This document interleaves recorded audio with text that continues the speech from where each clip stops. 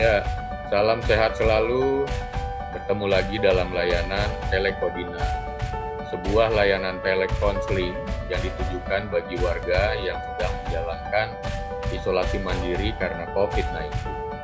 Telekodina sudah berlangsung selama 3 minggu, yang ditujukan memang kepada warga-warga yang sedang menjalankan isolasi mandiri, tetapi sebenarnya juga bisa dimanfaatkan oleh para keluarga termasuk masyarakat luas untuk mengetahui, mencari tahu, mendiskusikan tentang permasalahan kesehatan yang berkaitan dengan COVID-19 di masa pandemi. Telekodina adalah kerjasama antara Fakultas Kedokteran Universitas Udayana dengan Ikatan Dokter Indonesia Cabang Denpasar. Dalam kesempatan kali ini, topik yang akan dibahas adalah sesi seksologi.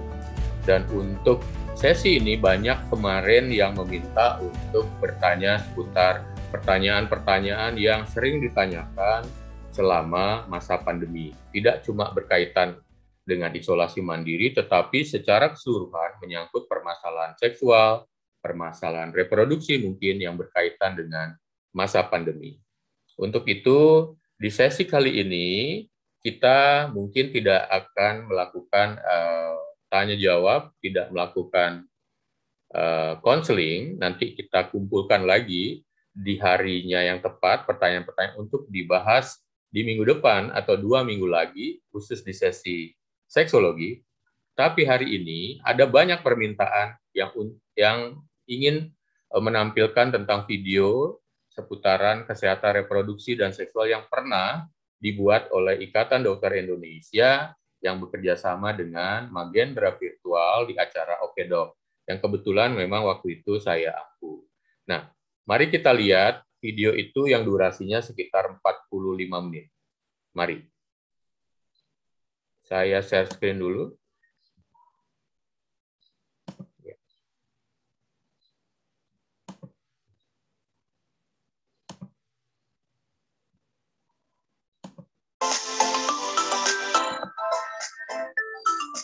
Ya, mari kita saksikan.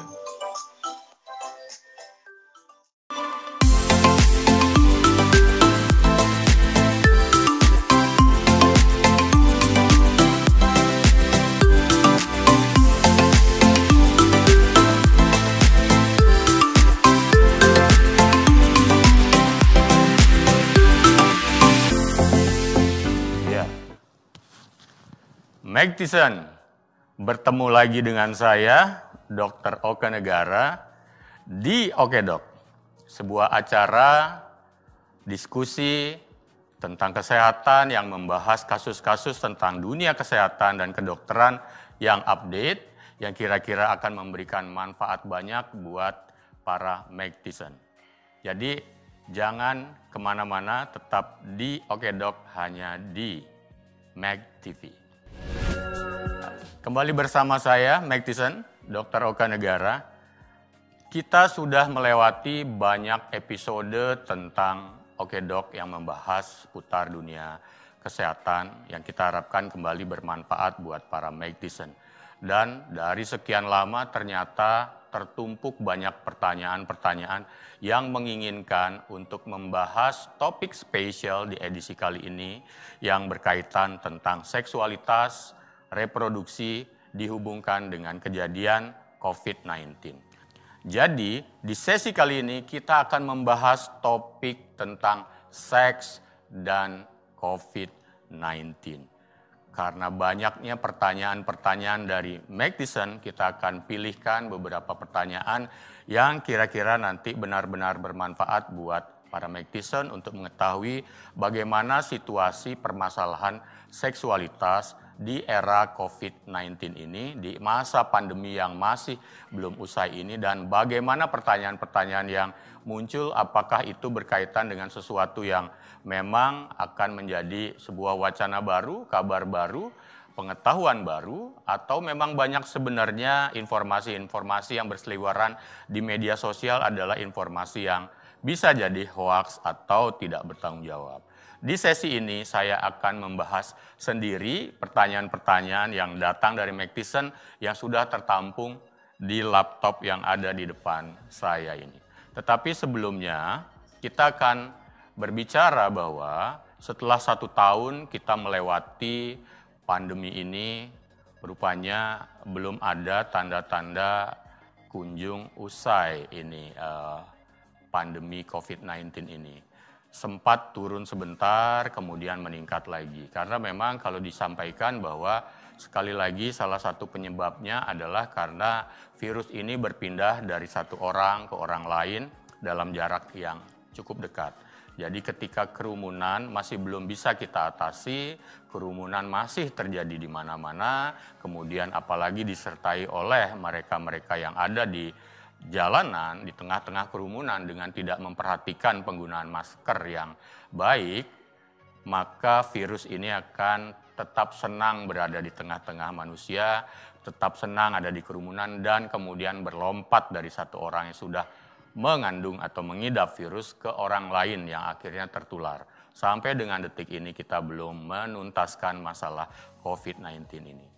Dan selama COVID-19 ini masih ada, kemudian ada pembatasan-pembatasan, dan kemudian juga orang banyak mencari informasi di rumah mungkin dengan menggunakan gadget, ternyata banyak pertanyaan dan informasi yang kemudian juga berkaitan tentang permasalahan seksual. Karena itu kita akan membahasnya saat ini karena mengingat banyak sekali juga informasi simpang siur yang berkaitan tentang kesehatan seksual atau permasalahan seks yang berkaitan dengan COVID-19. So, kita akan lihat apa saja pertanyaan-pertanyaan yang sering muncul dan bagaimana kita menyikapinya. Kita lihat di laptop ini berikutnya. Ya, Magdison, sebelum kita bahas pertanyaan-pertanyaan dari Magdison yang sudah masuk, saya lihat di sini ada 10 pertanyaan ternyata yang sudah masuk. Saya ingin sedikit bercerita bahwa sebelumnya ada satu kisah yang menarik, sebuah masalah yang dialami oleh pasangan suami istri, di mana pada saat-saat awal pandemi, itu sekitar 2 bulan atau 3 bulan, datang dengan keluhan suaminya mengalami disfungsi ereksi. Disfungsi ereksi itu artinya ketidakmampuan untuk mempertahankan ereksi dari kelamin atau penisnya dalam berhubungan seksual.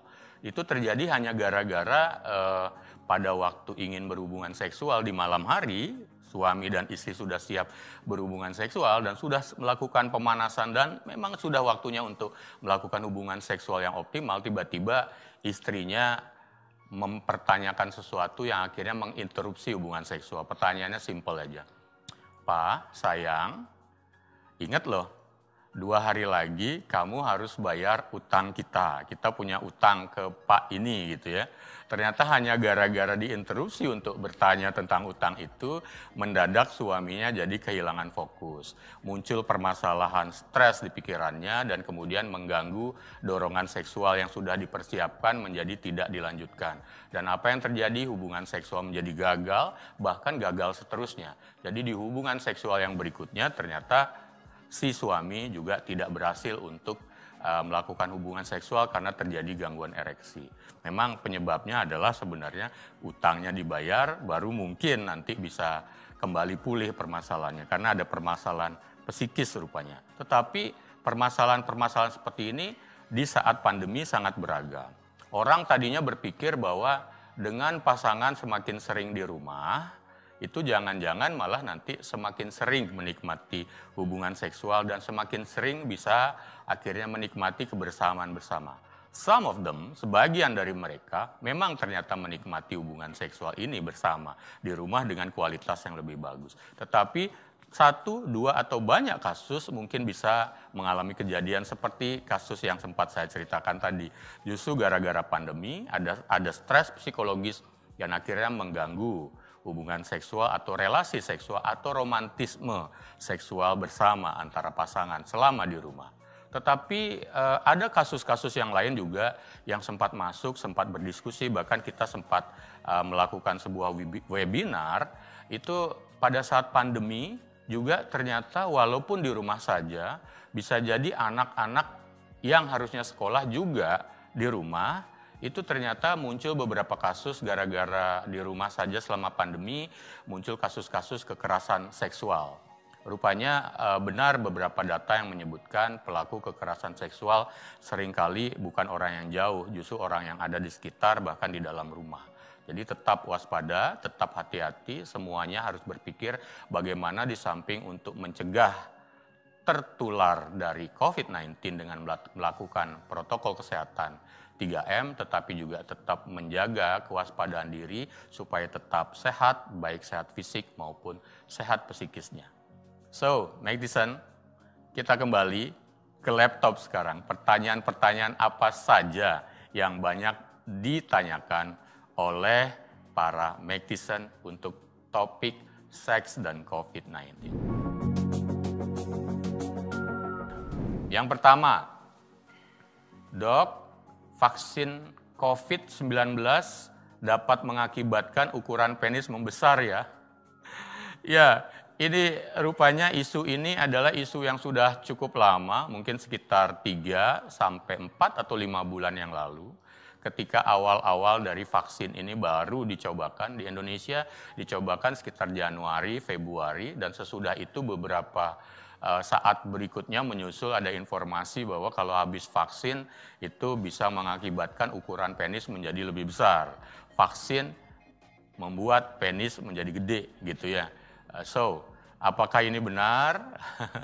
Rupanya ini bisa kita klarifikasi, ini adalah salah satu hoaks yang paling membuat kita tersenyum-senyum dan tertawa saat itu. Karena apa? Sampai dengan saat ini belum ada satupun bukti ilmiah maupun publikasi yang menyebutkan bahwa efek dari vaksin ini bisa mengakibatkan munculnya perubahan pada bentuk dan anatomi dari penis. Dia bisa menjadi apakah membesar, mengecil, ya itu juga tidak ada. Jadi tidak ada hubungan antara vaksin COVID-19, merek apapun, pemberian yang kapanpun terhadap perubahan pada anatomi maupun bentuk struktur tampilan dari penis atau alat kelamin laki-laki.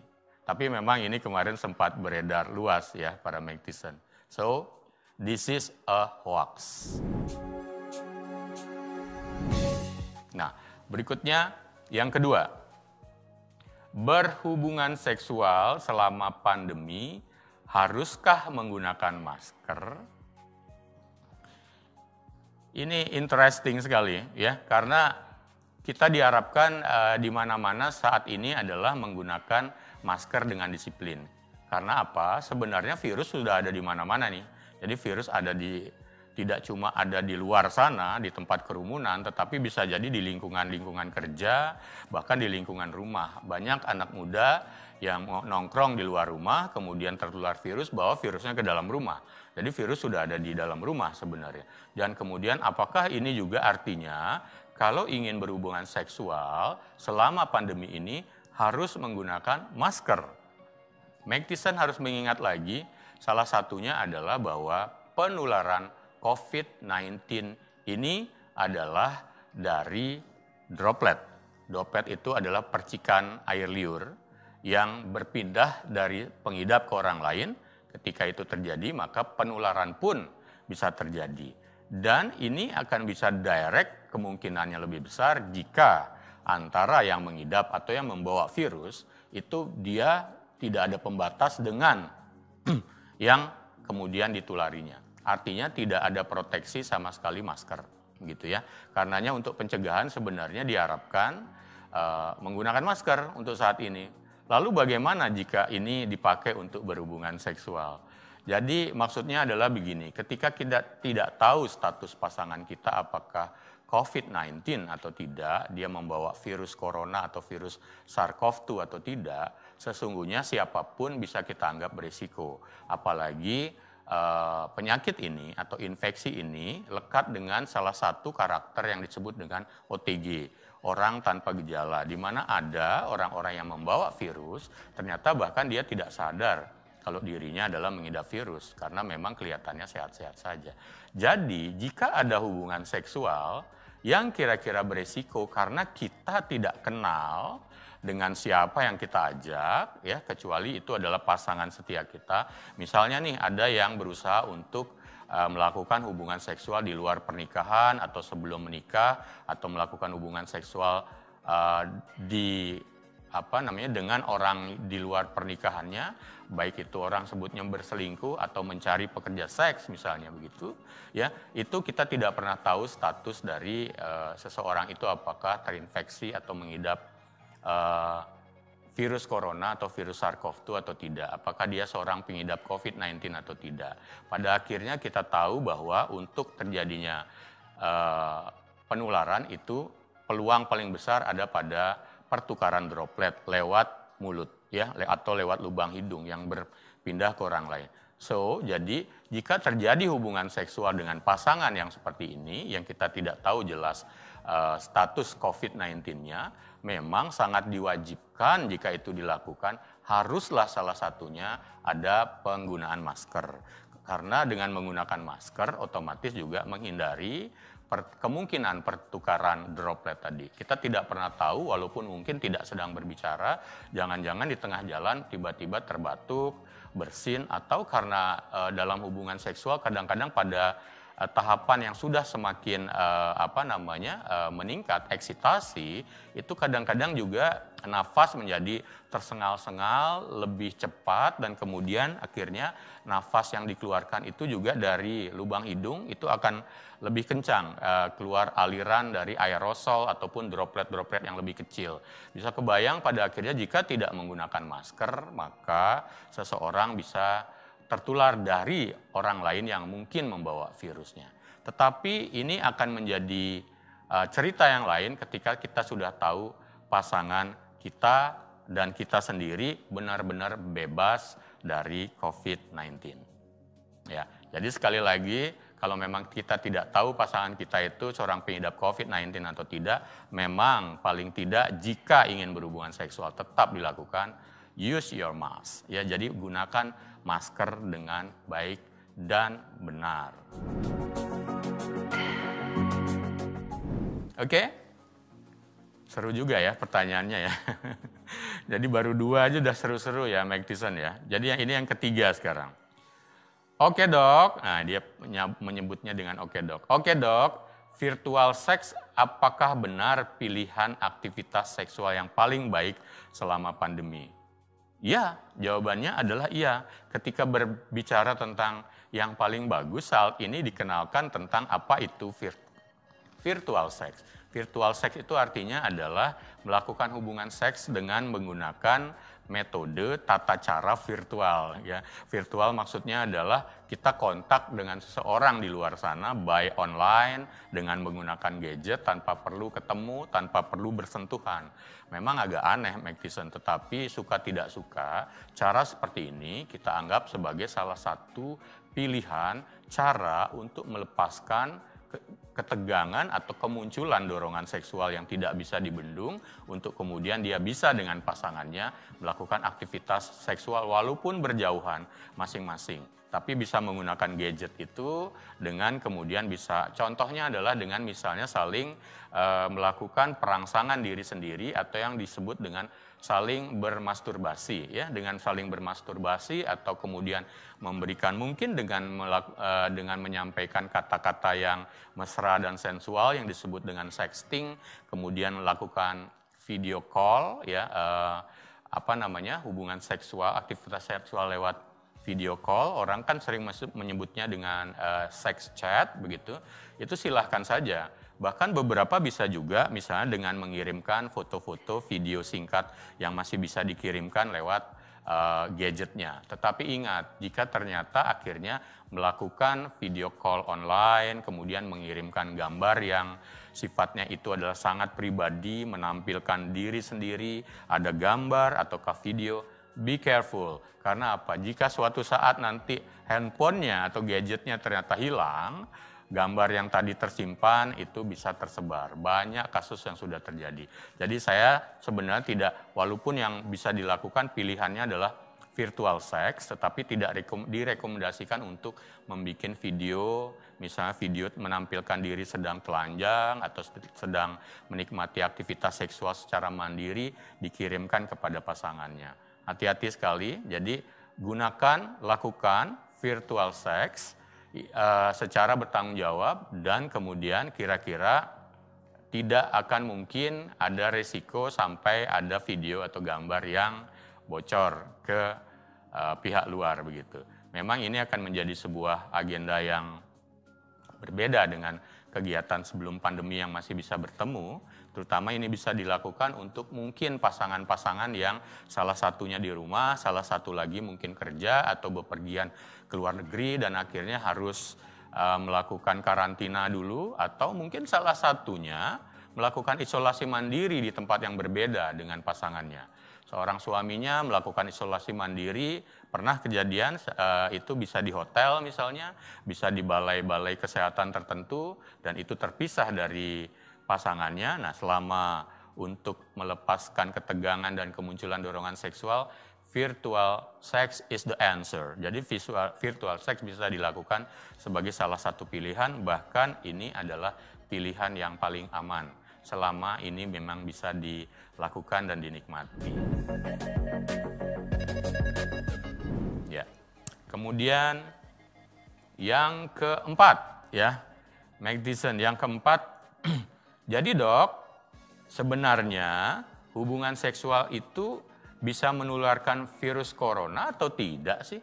Ya, jika pengertiannya saat ini adalah hubungan seksual itu adalah hubungan seksual yang penetratif, ketika penis yang sedang ereksi kemudian dipenetrasikan ke dalam vagina yang sudah mengalami lubrikasi, itu saat yang paling ideal, itu disebut dengan hubungan seksual yang penetratif.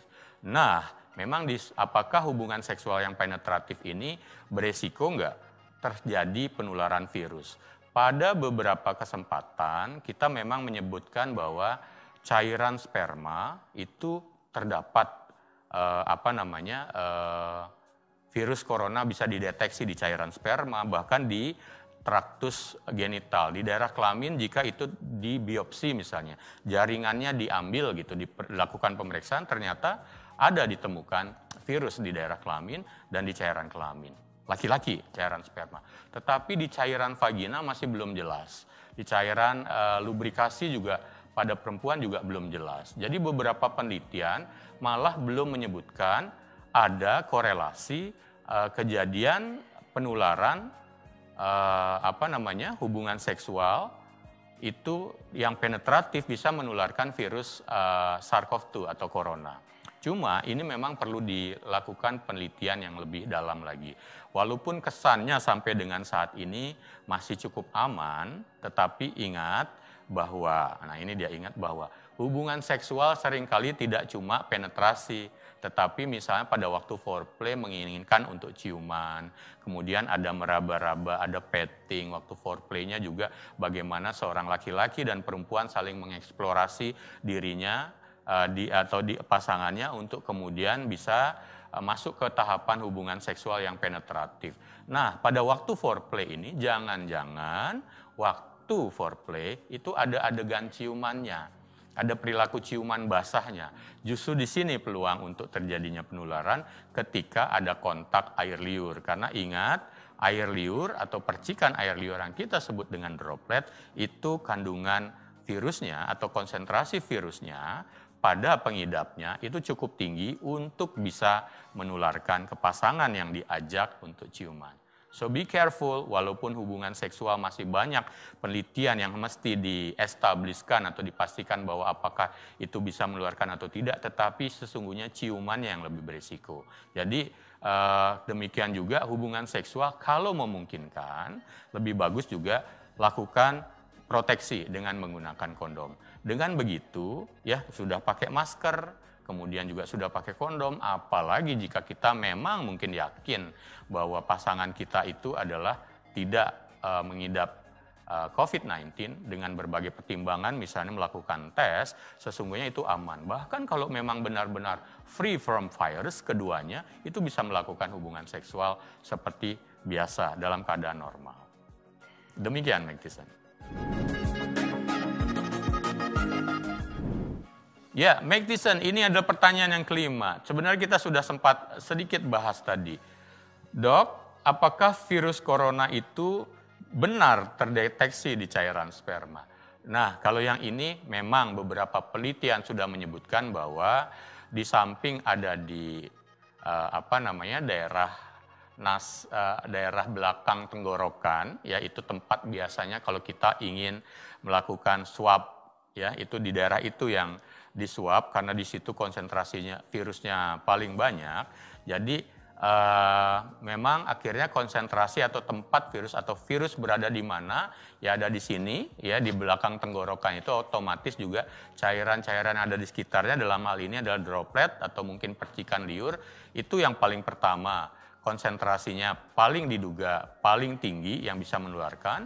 Kemudian tempat lain yang juga disebutkan bisa menularkan adalah sebagian di tempat saluran cerna. Dan ternyata juga ada di cairan sperma. Dan kemudian satu lagi yang perlu dijelaskan adalah virus ini juga berada pada kotoran, pada pup, pada stool atau pada feses. Itu ya, jadi pada kotoran manusia juga dia ada. Dan itu bisa berpotensi terjadi penularan jika terjadi kontak yang khusus satu lewat droplet, dua lewat kontak yang kira-kira akan ada pintu masuk lewat kontak dengan kotoran.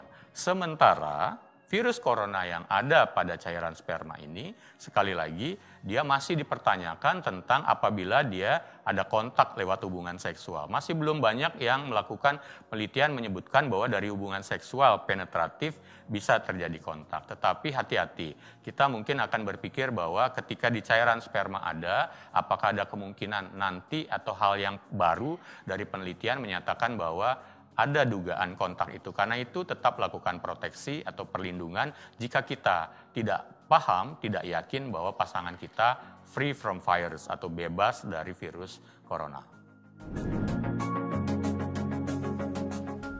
Ya, Magdison, ini ada pertanyaan ke-6 yang unik. Mungkin beberapa Magdison atau banyak Magdison baru kenal istilah ini, kebetulan ditanyakan ini. Dok, kalau rimming bisa beresiko menularkan virus corona enggak? Rimming. Jadi rimming itu adalah istilah untuk aktivitas seksual yang mungkin banyak orang yang tidak menyukainya ketika menyebutkan ini ya. Jadi rimming adalah hubungan seksual yang melibatkan kontak antara mulut, daerah mulut termasuk lidah itu dengan dubur. Jadi salah satu pihaknya ini semacam menjilati begitu ya daerah dubur dari pasangannya. Bisa kebayang kalau ternyata rimming ini ternyata kita masukkan ke dalam kategori beresiko. Karena apa? Karena itu tadi, di feses ditemukan juga sejumlah konsentrasi virus corona atau virus SARS-CoV-2 yang cukup berpotensi juga jika terjadi perpindahan atau jalan masuk yang memungkinkan. Jadi ketika ada aktivitas rimming, ada mungkin sisa-sisa kotoran di dubur itu yang kemudian akan kena sentuhan kontak dengan lidah dan akhirnya tertelan. Di situ ada kemungkinan, walaupun mungkin tidak sepasti sebesar kemungkinan dari pertukaran droplet. Jadi hati-hati bagi yang suka melakukan variasi dengan melakukan rimming, Anda termasuk beresiko. Ya, Magdison, pertanyaan berikutnya nomor 7. Dok, bagaimana sebaiknya buat suami istri yang sedang isolasi mandiri ingin menikmati hubungan seksual? Kalau ini yang disebut dengan isolasi mandiri adalah isolasi mandiri di rumah, ya, karena memang sama-sama tertular. Yang paling penting sebenarnya adalah bagaimana membuat diri tetap sehat, pola hidup sehat, mengonsumsi kemudian makanan sehat yang teratur, jika dibutuhkan obat, konsumsi obatnya. Dan jika ternyata hubungan seksual ingin dilakukan untuk relaksasi dan kira-kira itu akan membawa sebuah kesenangan baru, kebahagiaan, membuat jadi rileks, ya mungkin sebenarnya ada berbagai pertimbangan. Satu, ya, kata kuncinya adalah kita tidak pernah tahu jika misalnya juga apakah jika sama-sama tertular virus yang sama sekalipun jenisnya, jika itu ternyata sudah mengidap kemudian satu lagi mengidap, terjadi penularan kembali saling menularkan, apakah itu tidak apa-apa atau biasa-biasa saja, atau akan terjadi istilahnya gejala yang muncul menjadi sesuatu yang tidak diharapkan. Misalnya akan muncul gejala yang lebih berat begitu misalnya, karena virus yang masuk nanti adalah walaupun sama-sama sempat tertular, tetapi virus yang masuk di hari berikutnya adalah virus yang sudah berkembang di tubuh masing-masing. Jadi kata kuncinya kemudian adalah paling tidak, kalaupun ingin melakukan hubungan seksual, tetap dengan saling menjaga supaya tidak terjadi penularan, paling tidak terjadi penularan droplet. Jadi yang bisa dilakukan misalnya adalah saling masturbasi, ya boleh-boleh saja, atau melakukan hubungan seksual dengan dengan masing-masing saling menggunakan masker. Dan harapannya kemudian juga kalau mau terbaik juga menggunakan kondom dalam hubungan seksual itu. Karena kita juga di samping ingin mencegah penularan virus yang lebih lebih serius, tapi yang kedua juga ada beberapa saran bahwa sebaiknya seorang perempuan di saat pandemi ini jika bisa juga mencegah kehamilan. Karena kita lihat banyak kejadian mereka yang hamil kemudian terinfeksi COVID-19 bisa jatuh ke dalam gejala berat atau membutuhkan pertolongan serius di rumah sakit. Yang berikutnya, pertanyaan ke-8, Mike Tyson. Nah, ini pertanyaan yang seru ini sebenarnya. Setelah saya baca, ini pertanyaan seru dan baru-baru saja ada kabar, informasi atau informasi ilmiahnya yang kemudian bisa menjawab ini. Dok, apakah seorang pengidap COVID-19 bisa mengalami disfungsi ereksi? Ya, disfungsi ereksi adalah gangguan untuk bisa mencapai atau mempertahankan ereksi penis dalam hubungan seksual. Nah, apakah COVID-19 bisa mengakibatkan gangguan ini? Ternyata bisa. Sekali lagi ternyata bisa. Mekanismenya atau kemungkinannya ada dua. Kemungkinan langsung adalah karena si virus itu sendiri. Ternyata virus COVID-19 yang sudah masuk ke dalam tubuh dan kemudian mungkin menggejala berat, sekian lama dia di tubuh akhirnya, itu bisa mengakibatkan terjadinya juga kerusakan cukup luas pada jaringan penis, terutama pada jaringan yang disebut dengan endotel. Terus juga terjadi kemungkinan kerusakan pada pembuluh darah atau vaskularisasinya. Sementara kita tahu proses ereksi yang maksimal itu membutuhkan kualitas pembuluh darah yang bagus dengan dorongan aliran darah yang juga optimal sehingga ereksi bisa menjadi kuat, kencang, dan bisa dipertahankan selama hubungan seksual. Jadi sebuah penelitian yang baru-baru saja dilakukan, dipublish di sebuah jurnal The World Journal of Men's Health itu atas publikasi dari para peneliti di University of Miami itu menyebutkan bahwa pasien-pasien yang pernah mengalami COVID-19 yang menggejala berat sampai yang lebih berat lagi, ya nantinya sesudah sembuh dia akan mengalami hal yang bisa dicek bahwa terjadi gangguan ereksi. Ternyata dari penelitian para peneliti ini, dari jaringan penis yang diperiksa, di biopsi namanya, dilihat di situ memang masih ada petanda bahwa memang ada virus COVID-19-nya, ada virus SARS-CoV-2-nya.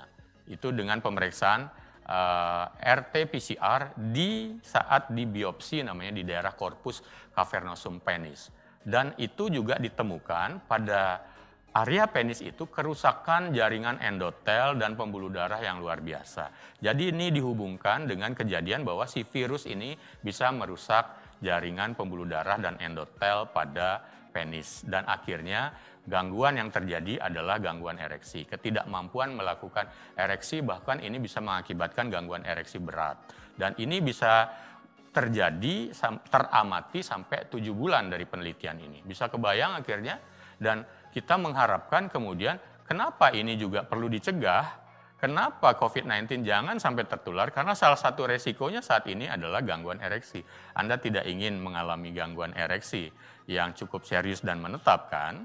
Tapi memang kemudian ada nggak penyebab disfungsi ereksi itu adalah juga penyebab yang lain. Penyebab yang paling sering dari gangguan disfungsi ereksi selama pandemi salah satunya juga adalah penyebab dari psikis. Seperti contoh di kasus pertama tadi, bahwa ketika seseorang selama pandemi dia mungkin punya masalah dengan istrinya, sering berantem, punya masalah dengan tempat kerjanya, punya masalah dengan finansialnya, jadi dia punya hutang banyak dan akhirnya terbebani secara pikiran dan itu akan terbawa ke dalam hubungan seksualnya juga, ke dalam relasi seksualnya juga.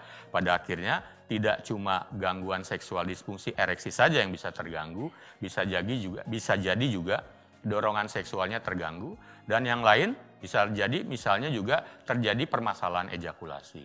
Itu lebih kepada kemungkinan penyebabnya adalah dari sisi psikologis. Jadi memang Mike Tyson, gangguan seksual itu penyebabnya bisa fisik, bisa psikis atau kombinasinya. Bahkan penyebab fisik juga bisa terjadi, misalnya pada satu contoh, mereka yang disfungsi ereksi ternyata pada waktu masa pandemi karena di rumah saja, makan terus, tidak terkontrol karena mungkin masih punya duit yang cukup banyak selama di rumah, pesan online makan ini, makan itu, yang ternyata tidak bisa terkontrol kadar kolesterolnya, level gula darahnya, akibatnya kemudian gula darahnya sangat meningkat dan ini gula darah yang meningkat akan mengganggu pembuluh darah.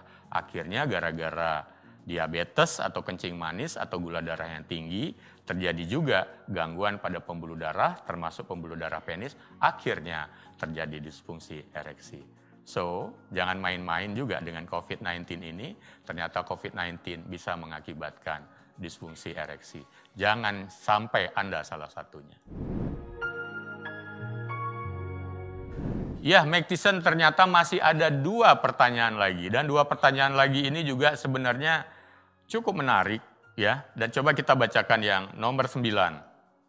Dok, ada peringatan untuk berhati-hati selama pandemi karena di rumah saja loh, karena ternyata bisa terjadi kekerasan seksual. Tadi juga saya sempat menyinggung ini, bahwa data yang disebutkan dari beberapa lembaga yang memperhatikan hak-hak kesehatan reproduksi dan seksual, demikian juga perlindungan terhadap anak dan perempuan, ada yang menyebutkan bahwa kasus kekerasan seksual selama pandemi ini justru tetap ada dan tetap meningkat, makin hari ke hari, minggu ke minggu, dan bulan ke bulan. Di sepanjang tahun 2020 kemarin, saya tidak ingat jumlah kasusnya, ternyata kasus kekerasan seksual juga cukup tinggi. Karena apa? Ternyata itu dia, selama di rumah saja, rupanya kekerasan seksual mendapat peluang lebih banyak terjadi. Dan kita ingat bahwa pelaku kekerasan seksual itu sebagian besar, sekitar 40-60%, itu adalah orang-orang yang dikenal. Orang-orang yang tidak jauh di luar sana, bukan orang-orang asing, tetapi kadang-kadang orang yang ada di rumah. Entah itu sepupunya, saudaranya, pamannya, bahkan ada beberapa yang orang tuanya. Ya, jadi sesungguhnya ketika masa pandemi terjadi dan kemudian orang diharapkan lebih banyak di rumah, mereka yang pelaku kekerasan seksual yang seringkali melakukannya di rumah tangga, bahkan itu juga bisa melibatkan seorang suami kepada istrinya dalam bentuk KDRT juga, itu jadi peluangnya makin meningkat. Jadi yang tadinya dipikir bahwa dengan di rumah aman saja, no, ternyata tidak selalu aman. Bahkan ini bisa mengakibatkan, sekali lagi, ada peluang untuk melakukan kekerasan seksual terhadap target yang diincarnya atau yang selama ini sudah pernah terjadi dan kemudian dilakukan pengulangan. Jadi kepada para orang dewasa, tolong perhatikan bahwa anak-anak yang ada di rumah juga cukup aman dari agresi seksual dengan memperhatikan selalu bagaimana dia berperilaku sehari-hari, perubahan perilaku yang ada apa, kemudian juga mengingatkan untuk selalu menjaga dirinya terhadap satu COVID-19, tetapi yang dua juga tanda-tanda agresi siapapun, baik itu orang rumah maupun orang luar. Jadi selalu mengingatkan untuk tetap berhati-hati. Dan Mike Tyson, ini adalah pertanyaan yang terakhir dari episode kali ini. Jadi Mike Tyson yang bertanya di pertanyaan ke-10 ini rupanya ingin memastikan bahwa tentang masalah kehamilan. Jadi pertanyaannya adalah begini, oke dok, nah ini oke dok juga nih. Oke dok, ada anjuran selama pandemi untuk membatasi hubungan seksual atau untuk hubungan seksual menggunakan kontrasepsi supaya tidak terjadi kehamilan. Kenapa ya dok? Nah, balik lagi sebenarnya mau berhubungan seksual, mau itu terjadi kehamilan, itu sesungguhnya adalah hak asasi masing-masing yang disebutkan berada pada domain HKSR atau hak kesehatan seksual dan reproduksi. Hak untuk mau hamil, hak untuk ingin menikmati kehidupan seksual. Tetapi di masa pandemi ini yang perlu diperhatikan adalah satu, bahwa wanita atau perempuan yang hamil adalah salah satu yang cukup beresiko jika tertular virus COVID-19. Pada beberapa kasus ditemukan mereka yang sudah hamil, terutama nanti di trimester kedua, bahkan selanjutnya, itu memiliki resiko masuk ke dalam infeksi yang lebih bergejala berat. Bahkan kita punya beberapa catatan kasus-kasus kematian dalam waktu cukup singkat dalam perawatan, ternyata itu adalah pada mereka yang sedang hamil. Bisa kebayang juga jika ternyata kehamilannya cukup besar, misalnya kehamilan di umur 7 bulan atau 8 bulan, itu sudah menjelang masa-masa untuk menuju tahap persalinan. Ternyata jika terjadi gangguan yang lebih berat dan kemudian mungkin, mohon maaf, akhirnya menjadi fatal dan meninggal, korbannya menjadi tidak lagi satu, tidak lagi ibunya, tetapi juga calon bayinya yang sudah siap sebenarnya atau sudah bisa untuk dilahirkan. Jika itu sudah memasuki misalnya ke bulan ke-7, 8, bahkan mendekati bulan ke-9. Dan kemarin itu pernah terjadi juga beberapa kasusnya kita temukan di lapangan. Jadi memang akhirnya direkomendasikan sebaiknya jika memungkinkan jangan dulu di masa pandemi ini terjadi kehamilan. Caranya adalah dengan berhati-hati membatasi hubungan seksualnya atau memproteksinya dengan menggunakan alat kontrasepsi. Tetapi, Mike Tyson, bukan berarti kemudian ketika kehamilan sudah terjadi atau memang ngebet banget karena mungkin pengantin baru, ada tuntutan ingin segera hamil dan kemudian diharapkan segera memiliki keturunan oleh mungkin mertuanya, orang tuanya. Silahkan saja, tetapi ingat selalu bahwa segala prosesnya itu pastikan Anda menjaga diri supaya tidak tertular COVID-19. Dan yang kedua, jika terjadi kehamilan harus rajin untuk melakukan pemeriksaan kesehatan. Ke bidannya, ke dokternya, atau ke dokter kandungan. Paling tidak mungkin pada waktu trimester pertama itu sudah pernah melakukan pemeriksaan 1 atau 2 kali untuk memastikan 1, umur kehamilan, 2, juga hal-hal yang berkaitan kira-kira adakah bahaya jika kehamilan dilanjutkan dan kemudian bekal apa yang perlu dijadikan kewaspadaan untuk merawat kehamilannya. Jadi begitu Mike Tyson, 10 pertanyaan yang sudah ditanyakan oleh Mike Tyson sesungguhnya yang berkaitan dengan seks dan COVID-19 sudah semuanya saya coba bahas dalam edisi kali ini. Pertanyaannya menarik-menarik, mudah-mudahan ini bisa bermanfaat buat semua Mike Tyson yang menyaksikan video ini.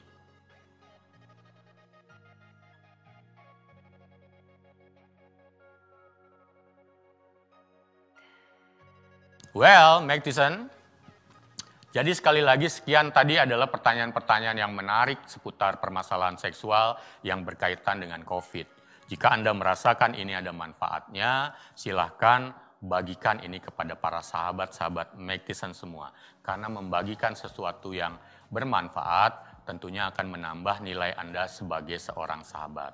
Jadi Mike Tyson semua, edisi kali ini kita ingin diingatkan bahwa COVID-19 tidak melulu tentang infeksi yang kemudian dengan gejala serupa yang kita kenal seperti batuk, pilek, sesak nafas, kehilangan indera penciuman, kemudian sebagian 80% orang bisa bergejala ringan atau tanpa gejala dan bisa sembuh. 20%-nya akhirnya masuk ke rumah sakit untuk mendapatkan perawatan, bahkan sebagian sekitar 2-3%-nya tidak bisa diselamatkan. Tetapi tidak cuma itu, ada behind the scene, ada behind the story dari COVID-19 ini yang ternyata menyangkut permasalahan seksual. Tadi 10 pertanyaannya itu bisa mewakili mungkin kegundahan, banyaknya seliweran informasi yang mungkin bisa jadi menjadi pertanyaan banyak netizen untuk mendapatkan jawabannya. Jadi tetap yang paling penting saat ini adalah buat netizen semuanya, jaga kondisi dirinya untuk tetap sehat, bagaimana menjaga imunitas tubuhnya untuk tetap baik dengan harapan agar nanti bisa tetap sehat kalaupun tertular misalnya dari COVID-19, Anda tidak menjadi sakit yang perlu merepotkan orang banyak. Ataupun untuk menjadi lebih lengkap lagi, lakukanlah juga tetap disiplin melakukan protokol kesehatan. Jadi jadikanlah 3M, menggunakan masker saat bertemu orang banyak, menjaga jarak supaya tidak terkena droplet jika ada yang terinfeksi di sana, dan kemudian juga rajin mencuci tangan. Itu adalah semua menjadi kebiasaan saat ini untuk tetap bisa melakukan aktivitas sehari-hari yang aman. Ditambah kemudian dengan mungkin selalu menjaga juga imunitasnya itu dengan tetap happy, tetap ceria, tetap membuat diri menjadi tidak terpapar banyak hal yang membangkitkan stres atau tegangan, tekanan, yang ternyata hal-hal tadi tidak melulu bisa menurunkan imunitas, tetapi juga bisa mengganggu performa, kualitas, fungsi dari seksual Anda. Jadi fungsi seksual bisa terganggu ketika seseorang yang kemudian menjadi daya tahan tubuhnya menurun, kemudian juga stres, ya, psikisnya juga ada masalah. Belum lagi misalnya juga ditambah-tambahkan ketika kita lupa melakukan protokol kesehatan, akhirnya malah tertular dengan COVID-19. Karena apa? Tadi ada satu pertanyaan yang menarik bahwa apakah COVID-19 bisa mengakibatkan mengalami gangguan seksual, dalam hal ini adalah disfungsi ereksi. Ternyata itu memang sudah terbukti, bahkan dibuktikan secara sains atau secara ilmiah.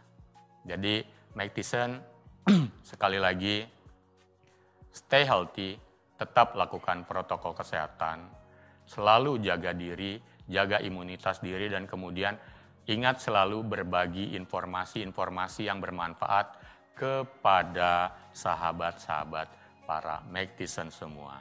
Netizen, sekian episode kali ini di Oke Dok, hanya di Mek TV. Dan kita akan bertemu lagi di kesempatan yang berikutnya dengan topik-topik yang tidak kalah menarik.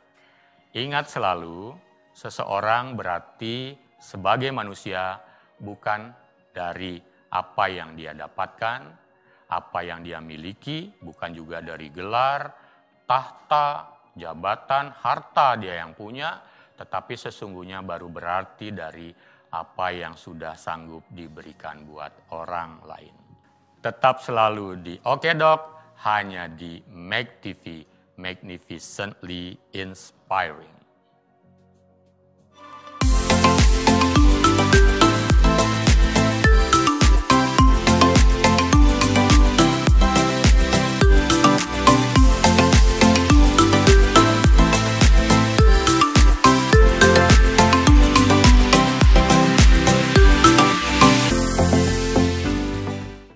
Ya, demikian tadi pemutaran video tentang pertanyaan-pertanyaan yang berkaitan dengan masalah COVID yang berhubungan dengan kesehatan reproduksi dan seksual. Tadi itu adalah rekaman untuk tayangan Oke Dok, sebuah acara yang merupakan kerjasama antara ID Cabang Denpasar dengan Magendra Virtual Studio, dan yang kesempatan kemarin juga itu dikerjasamakan dengan Asosiasi Seksologi Indonesia Cabang Denpasar. Mudah-mudahan apa yang tadi bisa disaksikan itu bisa bermanfaat dan bisa dibagikan juga di kesempatan yang lain informasinya, atau jika ini dipahami bisa dibagikan kepada yang lain, karena ini juga akan kita tayangkan nanti di YouTube-nya ID Cabang Denpasar untuk kesempatan telekodina sesi ini. Jadi semuanya warga isolasi mandiri yang menyaksikan telekodina hari ini, kembali lagi tadi itu adalah tayangan yang cukup bermanfaat untuk bisa mengetahui permasalahan seksual dan reproduksi di saat pandemi atau yang berhubungan dengan COVID-19. Mudah-mudahan bermanfaat. Jadi tayangannya bisa dibagikan kepada yang lainnya setelah kita nanti posting kembali ulang di kanal ID Cabang Denpasar. Jadi sekian dulu pertemuan kita sesi ini. Ingat selalu buat siapapun saat ini tetap harus menjaga kembali protokol kesehatannya dengan lebih ketat, dengan lebih disiplin. Harapannya semuanya bisa terhindar dari penularan COVID-19. Buat yang belum tertular, buat yang saat ini sedang dirawat, baik itu yang isoman maupun yang dirawat di rumah sakit, mudah-mudahan segera tuntas dan pulih. Dan pada masyarakat semua yang belum vaksin, silakan nanti lakukan vaksinasi di saat mendapatkan giliran, karena ini akan menambah proteksi supaya tetap nantinya kasus COVID-19 bisa terkendali dan kita semua bisa produktif kembali menjalankan kehidupan menyerupai masa normal kemarin. Sekian telekodina sesi hari ini. Sampai ketemu lagi di sesi berikutnya di telekodina yang akan datang. Tetap sehat, tetap bahagia. Terima kasih.